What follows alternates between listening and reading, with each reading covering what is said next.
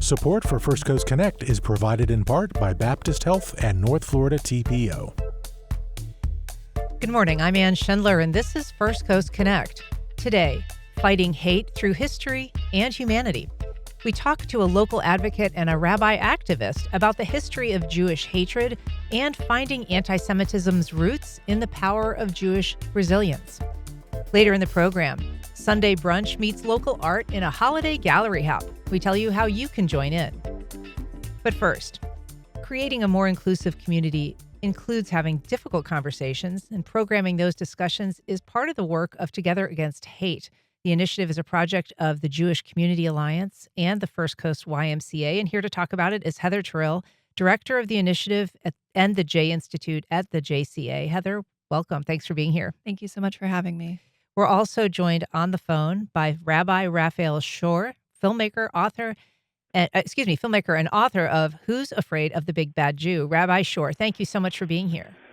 My pleasure to be on the show. Thanks very much. Good morning. Good morning. So, Rabbi, you write about the roots of anti-Semitism, which obviously stretch back thousands of years, but it does seem like we're at sort of an inflection point in contemporary times. Is that fair to say? Is that accurate? And if so, what is different happening right now? Well, it is unfortunate that we are seeing an incredible spike in anti-Semitism. The huge majority of religious hate that's recorded in America happens against the Jews, unfortunately. And since October 7th, 2023, when the war broke out in the Middle East after the Hamas attack against Israel, it's just risen all over the world, not just in the United States. And so Jews are feeling very vulnerable. Unfortunately, and this is what I write about in my book, this is not new for the Jewish experience. Unfortunately, in pretty much every society we've been in, this has been a phenomena where it is good and comfortable and we're accepted as well-meaning guests, which we are, until it's not. So it's definitely a worrisome trend, and at the same time, not so surprising. And to your point, the recent data from the Anti-Defamation League does show just an enormous increase in the number of anti-Semitic incidents, a 5% increase from 2023. This is 2024 data, and a 344% increase over the past 5 years. So that is something that is being experienced. In your book, you write about discovering anti-Semitism in your own life. You grew up in Canada, in Ontario. Can you recall for our audience how you experienced that with some of your own friends? Yes, it's always interesting to hear the personal experience. I guess I'm very average in this regards that I had this experience. And I watched Steven Spielberg's film last year where he talks about his personal life experience. And a lot of similarities. I was in a town called London, Ontario, which there was maybe 20 Jewish people in my high school of 1,000, and we were friends with everybody. We were part of the community. There was no difference. I didn't grow up religious. We were not different in any way. Played sports and partied with everybody. And I had a good Jewish friend who would tell me periodically that he thought there was a lot of anti-Semitism going on under the covers quietly, and I'd say, "No, come on, you're hallucinating, you're paranoid." And then all of a sudden, in grade 12, we were at our usual Friday night party. We went to our usual Friday night stomping grounds. And all of a sudden, there was a sign on the door, and the door was locked, and the door said, "No Jews allowed." And keep in mind, these were our friends. These were our hangout people.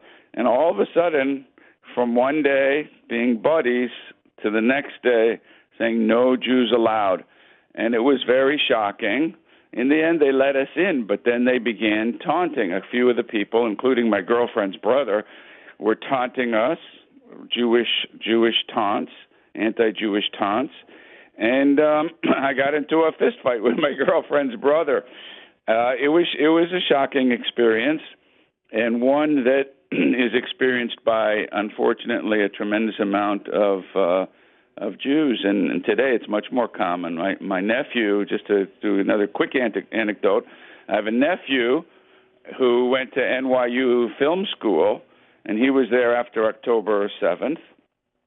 And all of a sudden, the entire student body and the professors were all against him, and he was like, "What do I have to do this?" So, he's a fairly assimilated American Jew, and all of a sudden, everyone's identifying him as a baby killer and supporter of a genocidal machine. What's he got to do with it? He's an American. And so he was shocked. He lost most of his friends, abandoned him. They did cancel culture and all this. So these are the kind of things that have been experienced even in relative quieter times when I was at high school, and certainly much more common now. And it's very shocking. Most people wouldn't accuse the average Chinese person of being responsible for all the actions of the Chinese government in the oppression of the Muslims over there. The million Uyghurs over there are under siege and in concentration camps, but nobody goes up to Chinese people and say, "Why are you doing this?" But with Jewish people, somehow it's different. Heather Terrill, I want to ask you about that. We were talking a little bit before the show about how the incident of of October 7th has been disruptive for people who are, Jews who are maybe traveling to Israel or thinking about it. Obviously, it's been enormously life-changing and world-changing for the people who live there. How has the conversation and creating conversations in Northeast Florida changed since then? So I will say, the anti-Semitic incident that led to basically the creation of Together Against Hate was the Florida-Georgia game, October of 2022. It said Kanye was right about the Jews. And literally a few weeks later, there was the projection of the swastika that took place on the CSX building. Following those, my CEO at the JCA, Adam Chaskin, had run into Eric Mann, and who was the CEO of First Coast YMCA, and they're old buddies. And so they were talking like, what can we do? I don't, they felt helpless, but they wanted to make change. And so they got our teams together that December, and we started talking about ideas that we could do. And, that basically that's where it was all born, was around a big conference table. So we started talking about these ideas of all these different forms of hatred, and how they all are so similar and they stem from the same thing. And it's usually a lack of knowledge. And fast forward, these conversations were so important then, but October 7th happened. And I have to say, for me personally, it was a huge shift, because what felt important became a responsibility. It felt like these conversations need to happen regularly, within our own community and outside of the larger community, and, figuring out how to access people and how to get people to have healthy conversations and dialogue, to be able to understand, that differences are good and there's a lot to be learned from each culture. And October 7th really shifted everything. And for me personally, it became, like I said, a responsibility, not just something that I feel passionate about, but it feels like something that if we don't do this now, what's next? Because of the way that the climate is and how things are shifting. Sure. And so, to your timetable, this was a conversation that grew out of very local and very prominent examples of anti-Semitic remarks that were being made, in fact, projected on buildings. And they got national attention because Absolutely. of the fact that they occurred in the forums that they did. But this was happening, obviously, well before October 7th. Yeah. And so there was urgency then. And what does that tell us about what was happening already? Were you seeing these signs and a resurgence that was making people all around the community concerned? It wasn't specific to obviously the latter developments. Yeah, I think it's one of those things, like Rabbi was saying, it's always there. But now I think people feel comfortable saying openly anti-Semitic or Jew hatred. We have a shift in how we discuss it through our agency. It is no longer anti-Semitism. We call it Jew And hatred. explain that a little bit. What's the logic there? So anti-Semitism, the term came from, I wish I could remember his name, but he was a German, and the idea was to kind of whitewash. He's saying There you go. Wilhelm. Wilhelm Marr, 1876. Thank you. And the idea was to kind of whitewash Jew hatred because originally it was termed as Jew hatred. And anti-Semitism sounded a lot friendlier than Jew hatred. It was more palatable for people. And fast forward, as all of these shifts have happened and anti-Semitism has risen again, um, the idea of using a term that was created to whitewash what it really is doesn't sit well because it doesn't communicate and convey the true idea, which it's Jew hatred. There's no way around it. And so for us to effectively communicate what it is, we use the term Jew hatred. And I was recently in an intensive about anti-Semitism, and they were discussing that the demographic was 18 to 34-year-olds. Over 50% had never heard the term anti-Semitism or didn't know what it means. And the other statistic that was mind-blowing was that most of them had never heard of the Holocaust or denied that it happened. So when you have things like this, the role that we have in the community is so important to get these conversations going and happening. And, Rabbi's book and what he conveys is so important.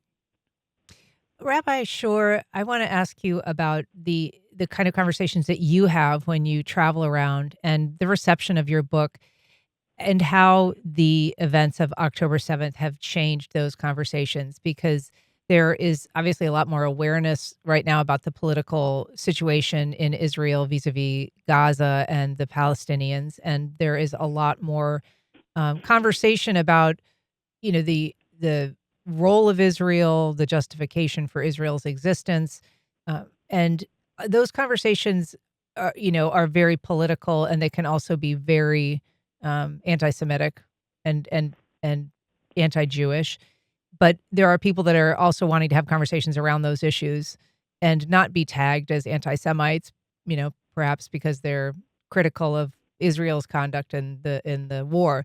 How are you receiving sort of that evolution of the way that we're talking about these issues? Is there a way to have those conversations in a kind of civilized, compassionate way, or are they just destined to be confrontational? Clearly, it's very difficult. I find that there's, I have been traveling around with my book and the film related to it for the last few months, and I find that there's a big distinction between your average American and the media. And I think it's not quite as bad for the average. If you read the media, and listen, it can sound worse than it really is. And I think your average American tends to be a little bit more sympathetic. I think it's turning with the young people. But there is unfortunately a very narrow narrative for people to understand the Middle East conflict. And it is filled with a lot of misconceptions. If you can have a calm discussion and start to unpack the complexity that is the situation, then you can really make progress and create empathy, both for Palestinian suffering as well as for Israel's suffering and Israel's challenges.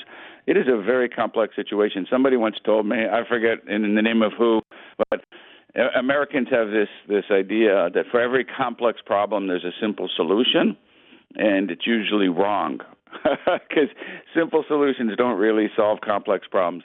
We're dealing with a complex set of issues that have been going on for 100 years in a land that's contested, that is incredibly small.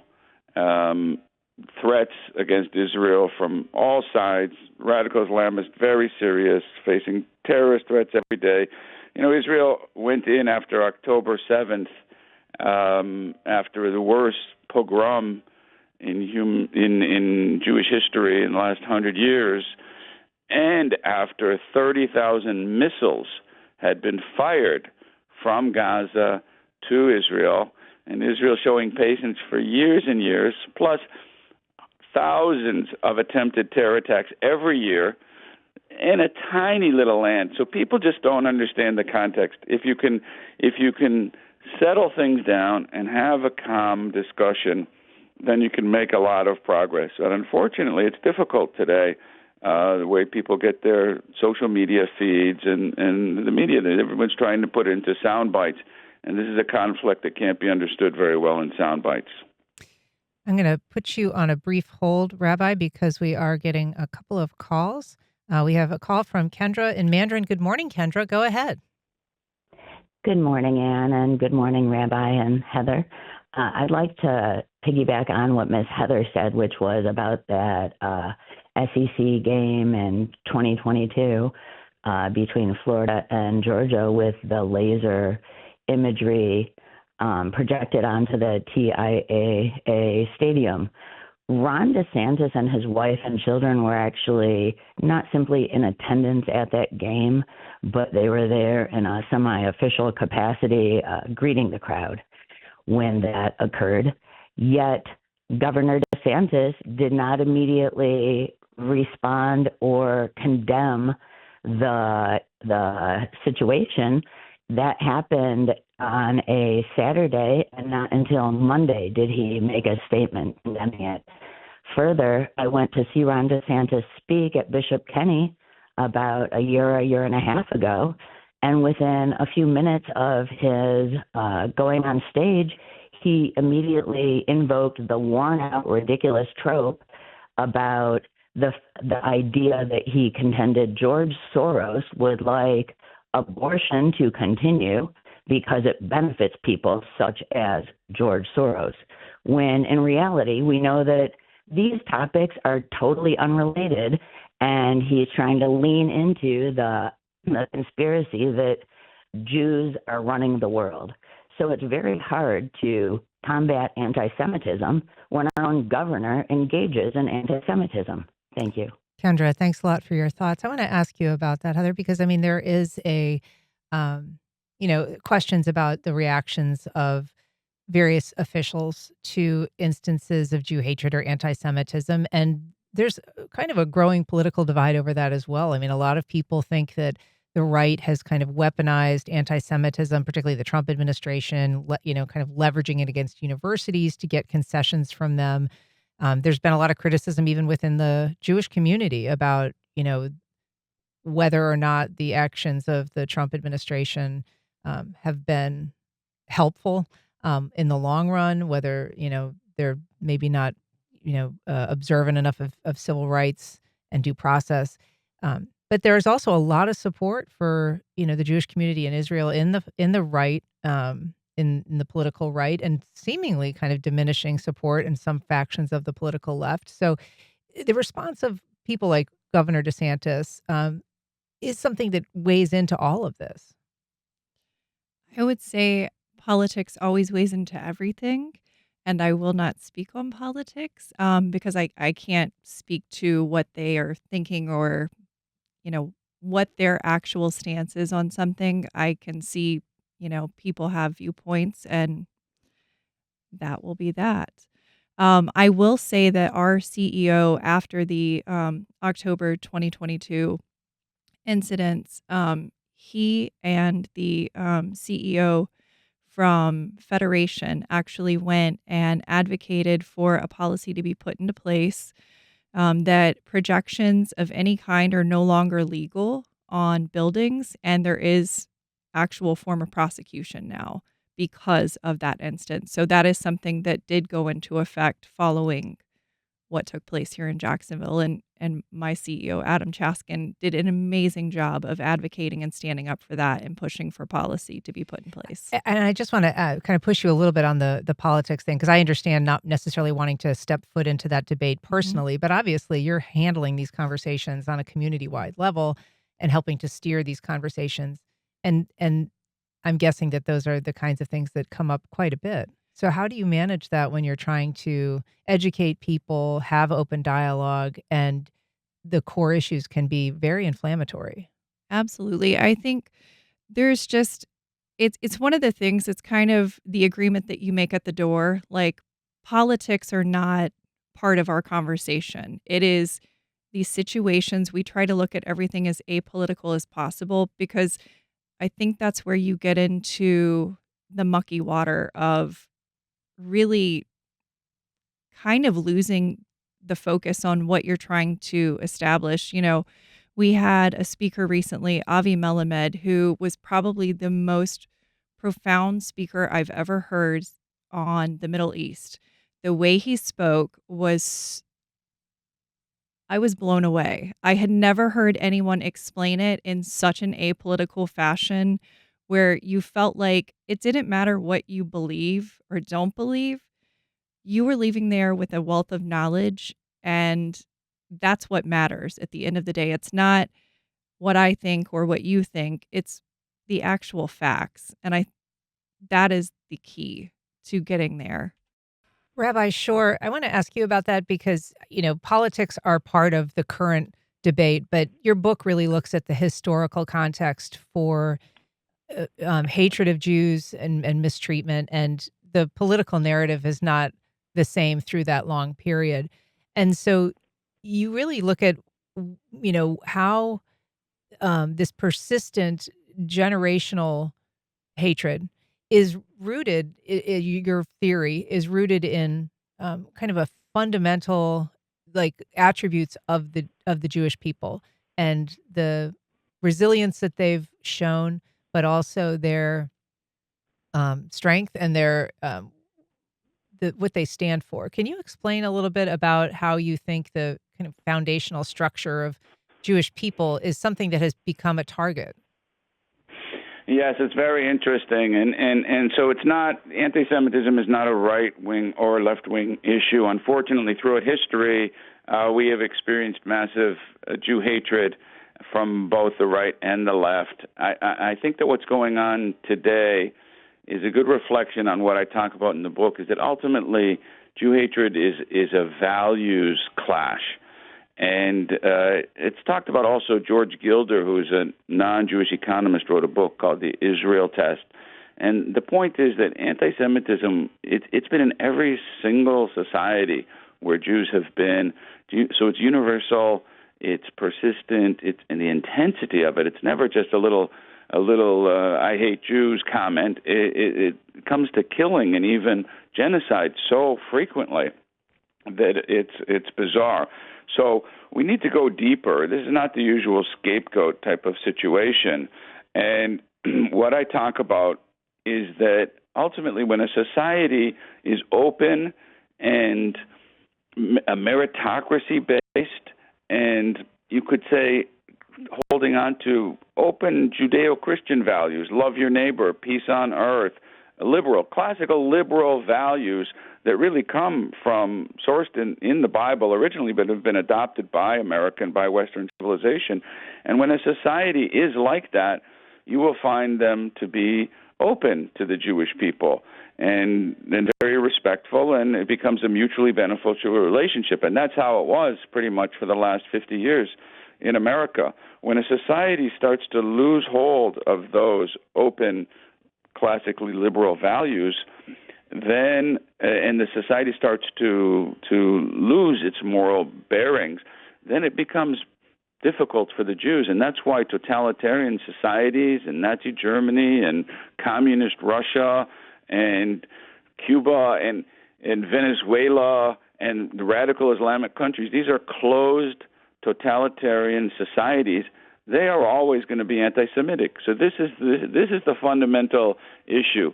The fact that we see a rise in Jew hatred in America today, therefore, is a bad sign not just for the Jews but for America. The Jews are the canary in the coal mine, and what starts with the Jews never ends with the Jews. In the Holocaust, Hitler came after the Jewish people to destroy us. 6 million Jews were murdered, but 60, 70 million people were killed in the whole world because the world didn't stand up fast enough to fight the values. I talk in my book about how Hitler was fighting an ideological war. He was very clear that he was trying to destroy Judaism and Christianity and the values that had spread through Western civilization. So it's a new look. I call it a fresh new look at the oldest hatred. And I think it's important for us to deepen our conversation about the meaning of Jew hatred, because it is very relevant, as I say, not just for Jews, but for all good Americans. Thanks, Rabbi. I'm going to put you on hold once again. We are talking about understanding the roots of anti-Semitism. You can join the conversation on air by calling 904-549-2937, or you can go to firstcoastconnect.com to find all the ways that you can connect with us. We've got a call from Susan in Fruit Cove. Good morning, Susan. Go ahead. Good morning, and thank you so much for taking my call. I just recalled when you were talking about the event that occurred with the negative stuff on the wall that was during the game. I had never thought, but in conversation with friends, the idea to contact your Jewish friends and tell them how bad that is to you, how angry you are about it happening, and tell them you're standing with them, that their culture and their livelihood is important to you, to be with them. And it was just such an amazing response that I had never thought about that before, that I could do something that made a difference. And my friends, and I hadn't realized I had so many friends, you don't even think about it in those terms, but I did. And it was very remarkable that it actually did spark support. And I was grateful for that. So thank you for letting me share that. Thank you for sharing that, Susan. I appreciate it. Heather, is that the kind of thing that you would encourage? Is it important? Is it helpful for people to reach out when something like, what happened at the local stadium happens? Absolutely. One of the biggest things, so to be clear, I am not Jewish. And everyone assumes because I work for the Jewish Community Alliance that I am Jewish. Sure. I grew up as a member there. I grew up with all of my friends were Jewish. I never knew any difference. And so one of the biggest things that I saw with my Jewish friends was the fact that even post October 7th, the amount of need for people to stand by them, to speak up, to not be afraid. I can't advocate that enough. If you see something, say something, even if it's in those moments where it doesn't feel like it's big to you. People need to know that they're supported, and the Jewish community especially really needs to know if you advocate for them, tell them. It means more to them than you can possibly imagine. I had multiple friends tell me how heartbreaking it was that the world stood silent, and it's important. We have an email from Michael. He says, there's much to be admired about the culture and the history of the Jews. Much to be admired. And in the, I'm sorry, there's something changing in my, there's much to be admired about the culture and the history of the Jews, and in the U.S. The U.S. Jews have made extraordinary contributions. The strain of Zionism here and elsewhere, especially Israel and Palestine, is the problem for some of us. This is not Jew hatred. We also have a text that says, is it anti-Semitism to want a two-state solution? Rabbi, I want to bring you in on that. Is it anti-Semitic to want a two-state solution, to believe that Palestinians have a place and that it should be where it is and that they should be free to occupy it freely? No, the answer is a clear no. To criticize Israel's policies in general is not anti-Semitic. So I'm sensitive to that discussion. At the same time, what it is naive to think that a Palestinian state today is a solution to the problem. Is very naive, unfortunately, and the people will react probably strongly to that. But to put it in a clear fashion, I think that Israel for the past 70, 80 years has been offering a Palestinian state to the Palestinians numerous times. Every time it's been rejected in all the peace deals. At a certain point, we said, okay, take Gaza, make it your Palestinian state. In 2005, 20 years ago, look what happened there. So every time Israel has taken the risk for peace, it's turned into a terror state that has been launching, as I said, 30,000 rockets and terror attacks.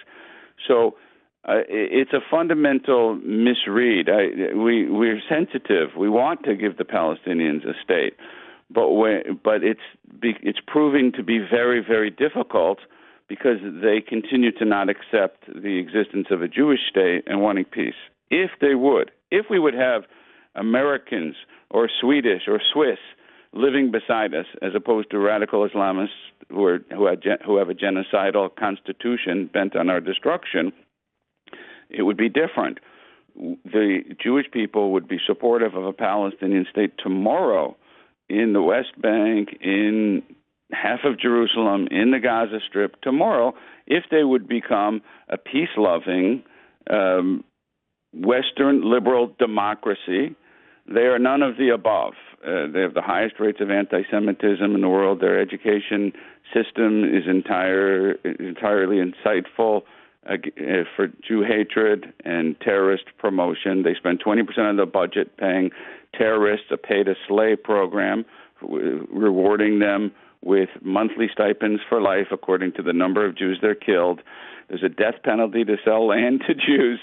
People just don't understand the complexities of facing a radical Islamic state. When America faced ISIS and the Muslim Brotherhood and Al-Qaeda, people understood the type of enemy they're dealing with.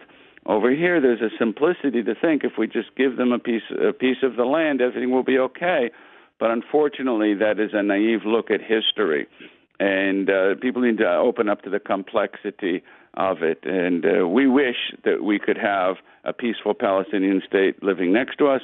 Unfortunately, we're not living in such a reality at this point, and we have to broaden our sense of nuance to the exact situation there. Well, Rabbi Shore, if you missed Rabbi Shore, there is an upcoming Together Against Hate event at the JCA on Thursday at Hendricks Avenue Baptist Church.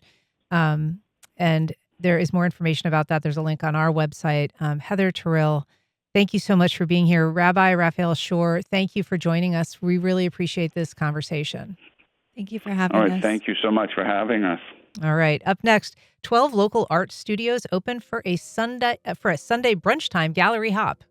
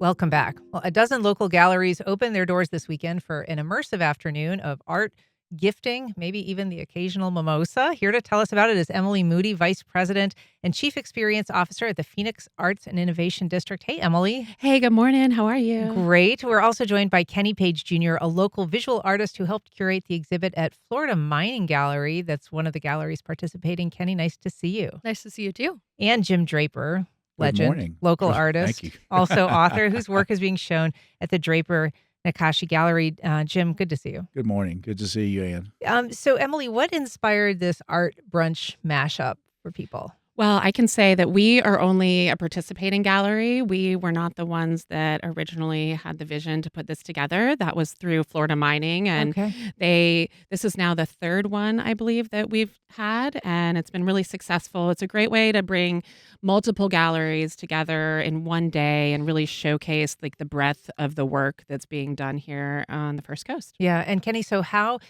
were the galleries selected? This is a self-guided tour, so it's not like you have to go in any particular order, but how did you pick them, and is there any sort of unifying characteristic of the participants? I think the unifying characteristic is just uplifting local Jacksonville artists and especially spaces that are easy for the community to engage with. I was not involved in the selection process. I just helped Of the with galleries, the show at yeah. Florida Mining. But I know that Steve Williams, who owns Florida Mining Gallery, really wants to specifically uplift local places that sell artwork, engage artists, and also give the opportunity for artists to sell their work to hopefully collectors in Jacksonville. And you helped curate the Florida Mining Gallery display. I believe it's called Phantasm. So how were those pieces chosen? Your pieces are among them. Yes. So me and my good friend M. Spittler decided to do a show of sketchbooks, preliminary drawings, things that you would usually see in an artist studio that usually aren't in the gallery space.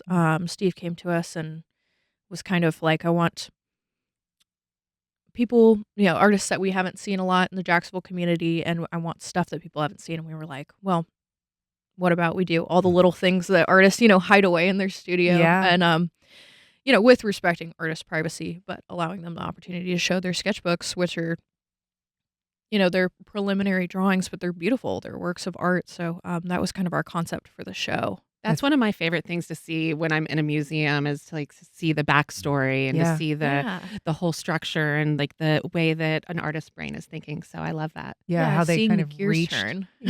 Exactly. Jim, people in this area will know your work sometimes, even if they don't know you. In particular, this iconic palm that you have created. That started about, I guess, 25 years ago. I started doing the Healing Palm series, and it was extremely popular. I became known for it, and I have resurrected it for this tour. So I have, I think, 30-something brand new, spanking new Healing Palms up for the brunch hop on Sunday. So it'll be a lot of fun. It's been a lot of fun, kind of reconnecting with them and kind of the history and all of that. So. How does it impact you? I mean, I feel like I will walk into somebody's house and they've got a draper on the wall. They've got and they have become so. I think of all the art in Jacksonville, they're probably the most sort of signature piece of artwork from this area. I think it probably does speak to, and they're all over the world. Yeah. I mean, they're all over. They're at National Health Institute in Washington. They're out on the West Coast. They're in Europe. They're all over the world. So, which is kind of interesting. It's an export. So.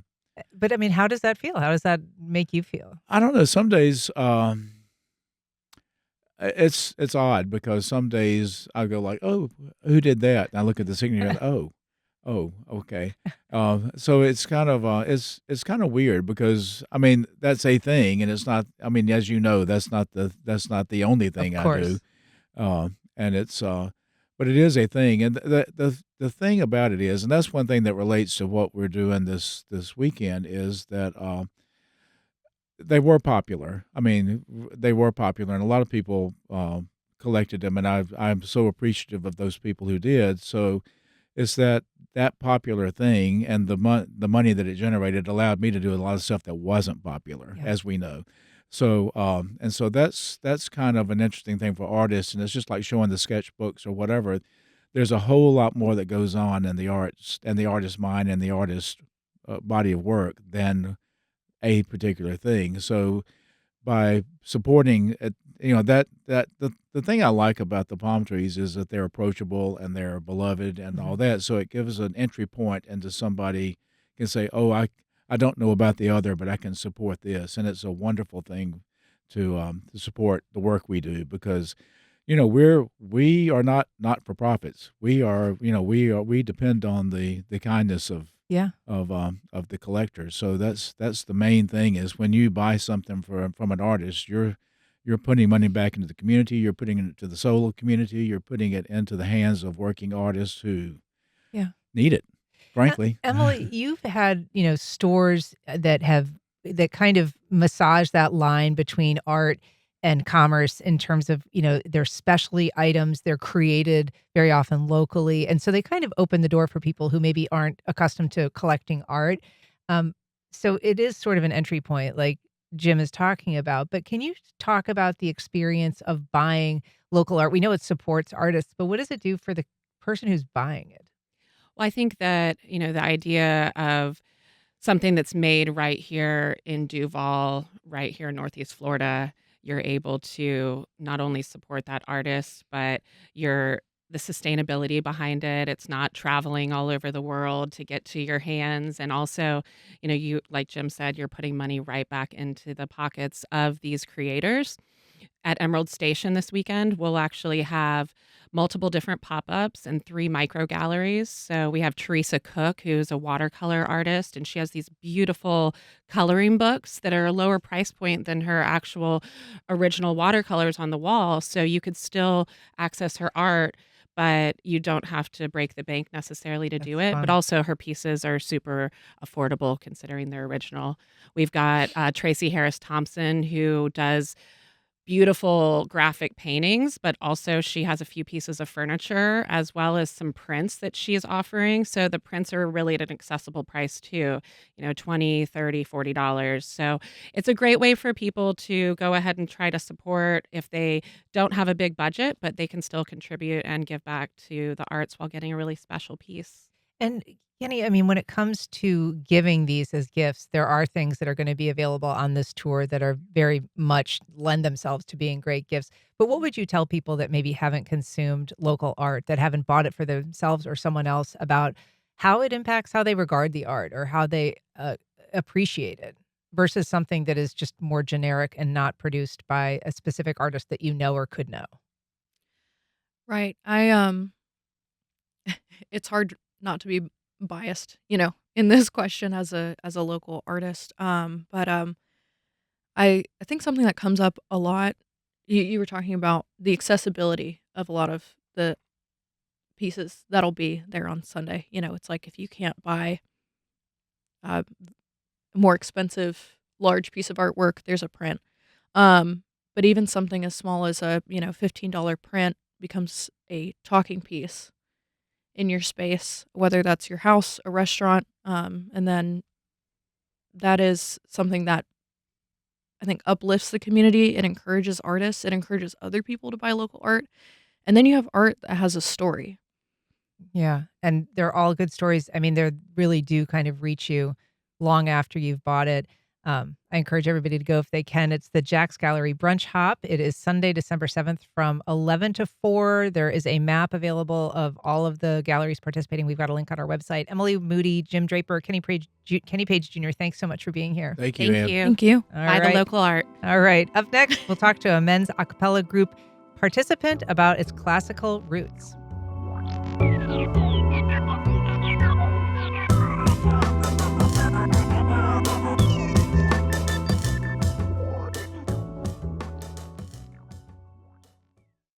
Terrill Hogan Law. I'm Wayne Hogan. Accidents can happen when you least expect it. For decades, our attorneys have dug out the facts to help juries decide who's at fault. More at TerrillHoganLaw.com. The Women's Board, benefiting Wolfson Children's Hospital, presents the 2025 First Coast Design Show, December 5th through 7th at the Prime Osborne Convention Center. Opening night gala, lectures by renowned designers, and a children's fashion show. Learn more, firstcoastdesignshow.com. On the next Fresh Air, President Trump's strikes on alleged Venezuelan narco-terrorists in boats he claims are transporting drugs. We talk with Washington Post reporter Alex Horton. He broke the story of how the first targeted boat had a second strike intended to kill 2 survivors in the water, in compliance with Pete Hegseth's order to kill the entire crew. Join us. Today at noon on WJCT News 89.9.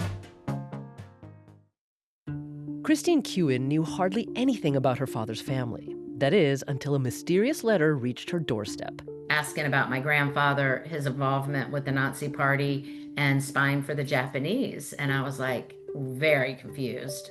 That launched Christine on a 30-year journey uncovering her family's Nazi history and their role in the attack on Pearl Harbor. That's on the next On Point. Today at 11, here on WJCT News 89.9.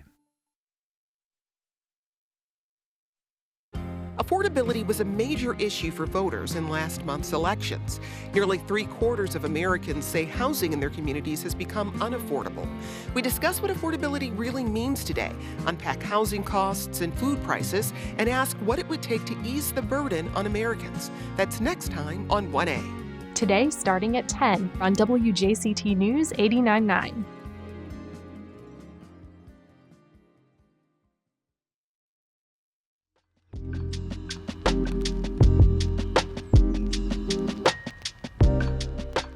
Welcome back.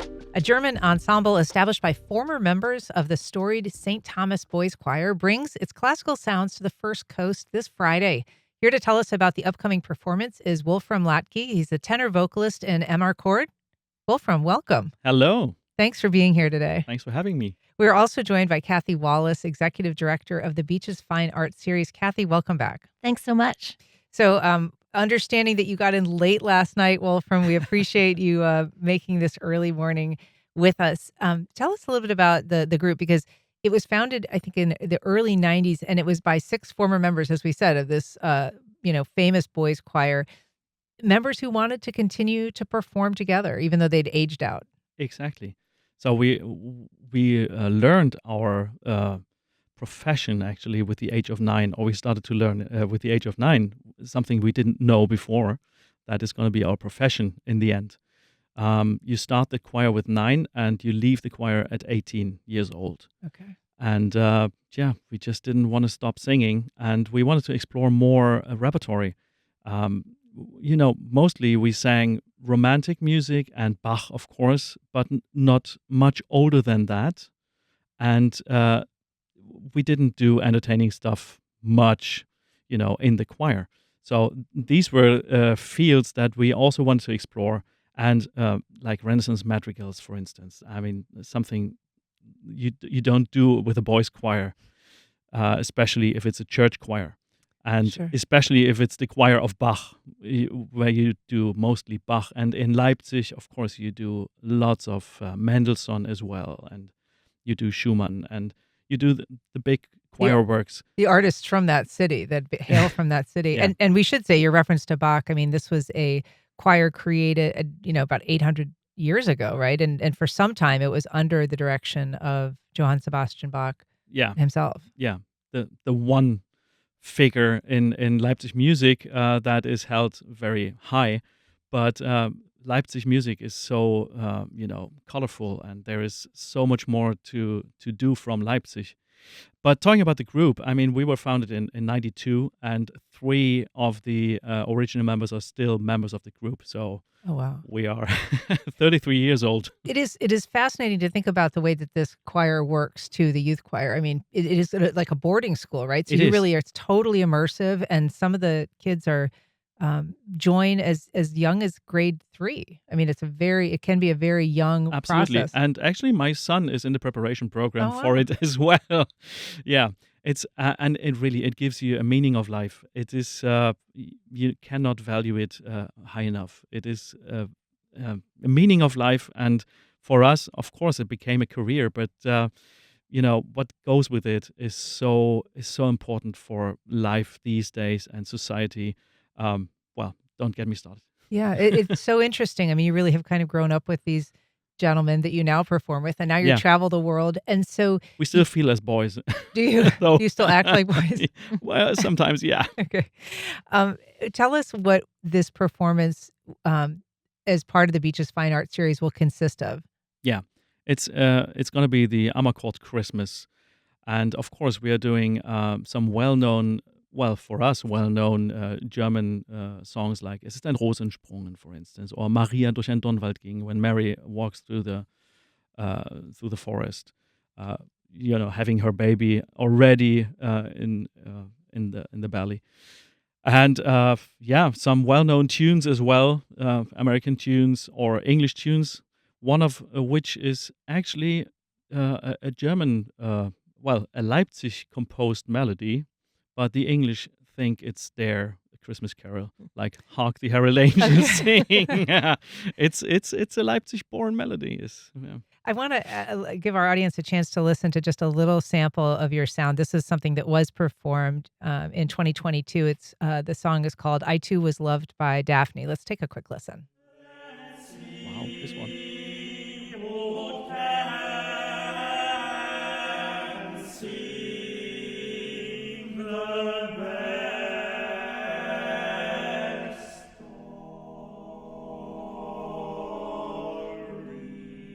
So there's, obviously these beautiful close harmonies, the a cappella sound. You're a tenor. Yeah. You're one of two tenors. I'm the high tenor. I'm also singing higher than tenor. And is that? It must just take an enormous amount of practice to control and to create that sound. That is true. It is. We're singing. We are used to sing together for decades now, and sometimes you don't really realize what you achieve. But when you sing with others or you sing in a different setup, then you find out, you know how to do it with these people. Yeah. And it just works. So we are singing a lot and we are practicing a lot. Kathy Wallace, I've given you short shrift. Can you just briefly tell us about how people can attend this event? Sure. All of our concerts are free to the public, and we don't have tickets. So you just arrive. The doors open at 6:45 on Friday, and the concert begins at 7:30. It's at St. Paul's by the Sea Episcopal Church in Jacksonville Beach, which is one of the finest acoustics for singing a cappella music. So we're very excited to have Ammercourt here to perform. Well, it is a pleasure to meet you, Wolfram Lotke. Kathy Wallace, thank you for coming in. Appreciate it. Have a great performance. Thank you. Thank you. All right. And thanks for listening. If you missed anything, you can catch our rebroadcast at 8 o'clock tonight. You can find all of our past and current shows at firstcoastconnect.org. Join us tomorrow when we talk to a mother of a woman recently reunited with her children about the problem of wrongful child removals for suspected child abuse. I'm Ann Schindler. You've been listening to First Coast Connect on WJCT News 89.9.